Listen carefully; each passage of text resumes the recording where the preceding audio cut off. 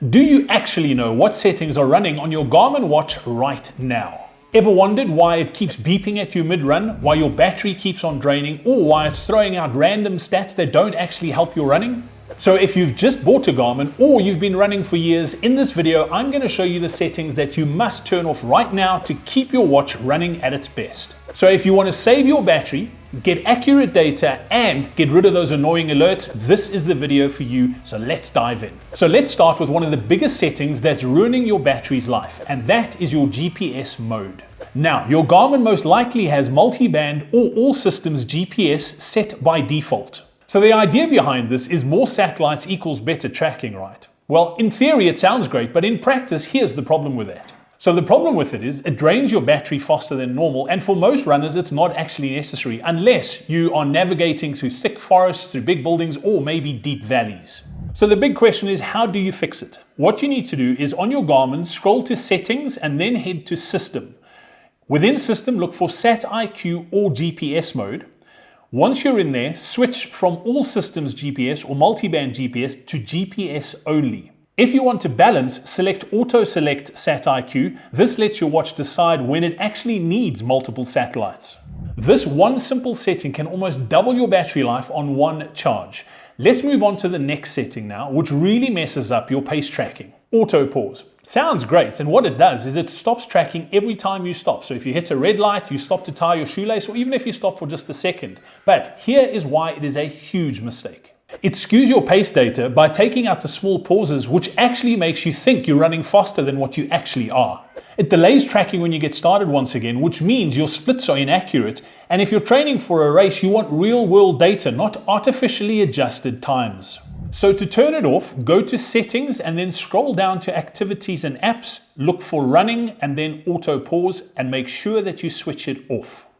So let it run continuously and your true pace will be more accurate and your training data won't be misleading. Now onto wrist-based heart rate and why you might want to turn it off. So here's why. Your watch moves when you run, which leads to inconsistent heart rate readings. When the weather's cold, it affects your blood flow, which makes your heart rate seem lower than what it actually is. When you're doing interval training, the wrist-based sensor lags behind, so you're not getting real-time data when you need it. If you're serious about heart rate data, the best fix is to use a chest strap. But if you don't even use your heart rate much, turn it off to save your battery. To do that, go to your settings, then scroll down to wrist heart rate and make sure you turn it off during runs. On to the next one. Have you ever been on a run feeling great and all of a sudden your watch goes beep beep, you look down and it says your performance condition -5. Talk about a mood killer. Stop relying on performance condition alerts. It tries to predict how well you're running using early run data. But here's the problem. It's based on the first few minutes of your run, which truthfully, your body isn't even warmed up yet. It can be wildly inaccurate. You could be feeling great, but you get a negative performance score. Or you could be feeling terrible, but your watch says you're crushing it. And worst of all, it can psychologically affect your run, so turn it off. Here's how to turn it off. Go to settings and then scroll down to activities and apps, look for running and then performance condition and make sure that you switch it off. That way you can focus on how you actually feel, not how some algorithm says you should feel. Alright, let's talk about your watch screen setup.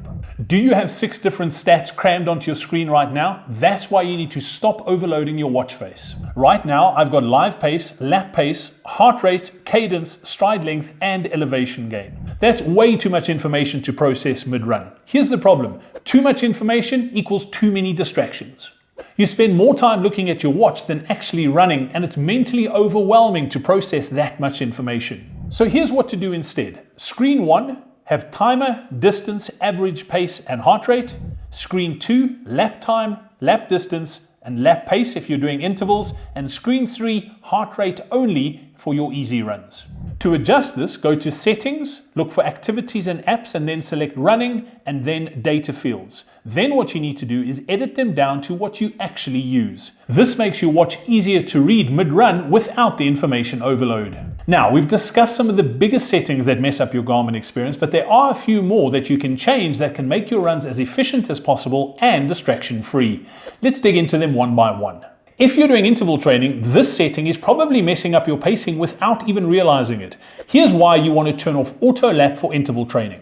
Autolap automatically splits your run into set distances, whether at 1 kilometer or a mile or 800 meters, irrespective of the actual interval distance that you're doing. If your reps are shorter than that, it could cut your intervals in weird places, which makes it really difficult to track your actual performance. It's especially frustrating when you're training to time as opposed to distance because the watch just auto-laps whenever it feels like it. So this is how you fix it. Go to Settings, look for Activities and Apps, search for Running again, and then select Auto-Lap and make sure you turn it off. Instead, manually lap the watch at the start and end of each interval for way more accurate tracking. On to the next one.